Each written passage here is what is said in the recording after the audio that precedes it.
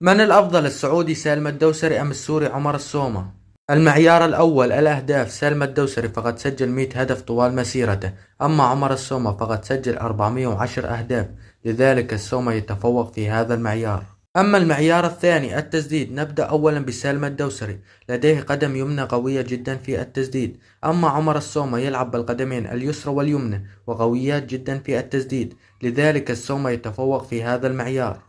أما المعيار الثالث المراوغة، بلا شك سالم الدوسري أفضل من عمر السومة في المراوغة، لذلك الدوسري يتفوق في هذا المعيار. أما المعيار الرابع القوة البدنية، عمر السومة أفضل بكثير من سالم الدوسري في القوة البدنية، لذلك السومة يتفوق في هذا المعيار. أما المعيار الخامس السرعة، سالم الدوسري يعتمد طريقة لعبه على السرعة، فهو أفضل من عمر السومة في السرعة، لذلك الدوسري يتفوق في هذا المعيار.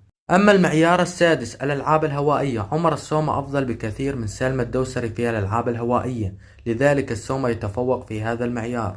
أما المعيار الأخير الكرات الثابتة، بلا شك عمر السومة أفضل بكثير من سالم الدوسري في الكرات الثابتة، سالم الدوسري لا يجيد التسجيل من الكرات الثابتة، لذلك عمر السومة يتفوق في هذا المعيار.